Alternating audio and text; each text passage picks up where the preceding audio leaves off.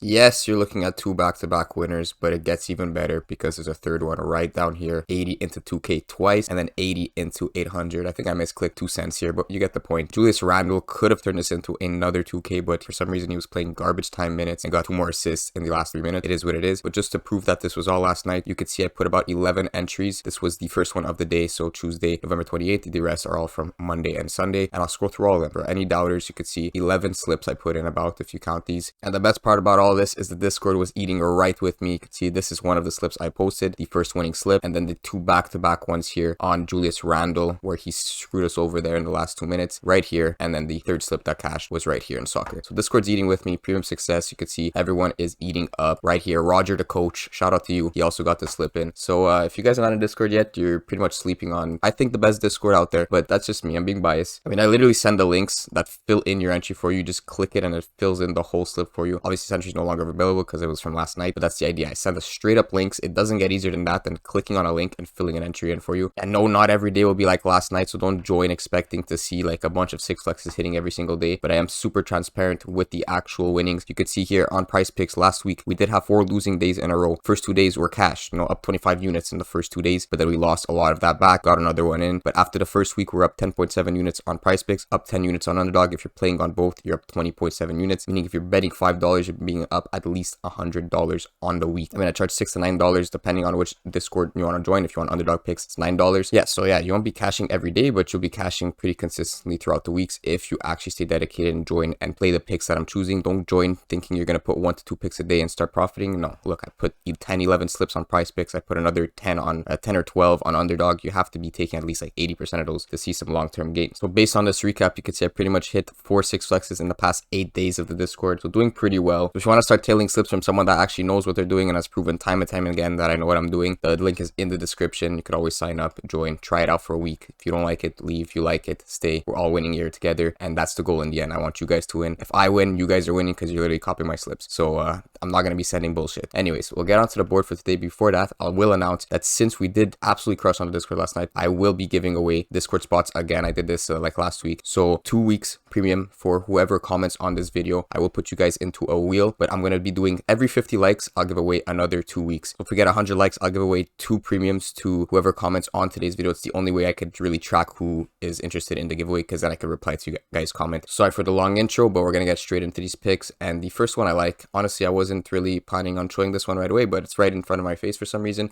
We're going to go with Zion Williamson over 23.5 points, guys. I really like this one. I'll show you Zion points on the sports books or Bet365, but it's pretty much the same across the board. He set at 24.5 with juice towards that minus 120 or towards the over, right? So when the minus number is higher on the over than on the under, that means he's more favorable to go over that 24.5.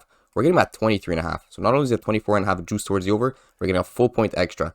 So that is a great thing to see, and we're going to be pairing him with Brandon Ingram. If you've seen the slips I win, I like to stack players in the same entry, especially on the Pelicans. These two guys build really nicely off each other, and another reason I'm going on this over is Ingram's assists is looking very nice, juice to minus 125. So again, more juice towards the over, so more likely to go over. Both these guys are more likely to go over, and they're even more likely to hit together. So that's going to be the first stack of the slip. And another one I was eyeing is actually Anthony Davis on the over 23.5 points is what I want to get him at, because on Underdog, you can see, so I diversified my picks. I did get Anthony Davis over 23.5 points with LeBron James over 6.5 assists. But the thing is, at 24, I do think it's a bit too high for AD.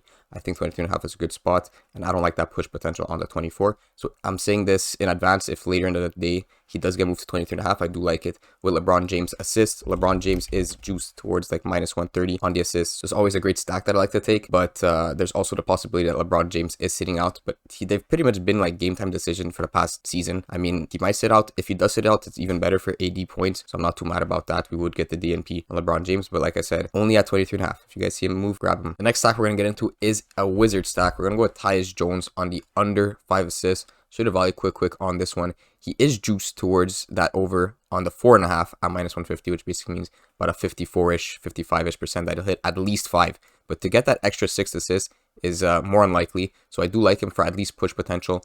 And, he's set at 4.5 on the sportsbook, so we're getting him at 5. So I do like it as a sort of fair line for him. And we're going to be pairing him with Jordan Poole. This stack has hit 10 out of 16 times, which isn't great compared to a lot of the other stacks I play, but it's decent enough. And Jordan Poole has been wildly inconsistent this season. See, he hit this in the past 3 out of 5 games, but he's been an absolute clown this season. I'm not going to lie to you. And I do like it. I do like it on the under. He's about 50-50 in terms of the actual odds to actually go under that 17.5. But I do like it with the pairing on Tyus Jones because they do complement each other here in that Wizards team. The next one I'm going to go with is actually some positive expected value picks. No more stacks. We're going to go over to the NHL just because I really like this pick. 57% likeness to go under on John Carlson's shots on goal. Let's see if it's still up. Hopefully it did not get moved.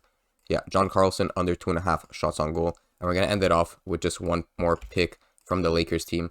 If LeBron is out, this could go bad in our direction, but we're going to grab Taurean Prince under 10.5 points, and we're going to lock this one in, just one for today. And you see, as I'm recording that and locking that in, they decided they want to switch Zion from 23.5 to 24. But as I showed you on the books, I mean, I think 24 is still a reasonable price. At 24.5, you're pushing it a bit. I think that's too much. I think he's still okay at 24. I would prefer to have him at 23.5, but these lines are going to move on me as they're good. So it is what it is. We're going to have to take him at 24. I still think it's decent compared to 24.5 on the sports books.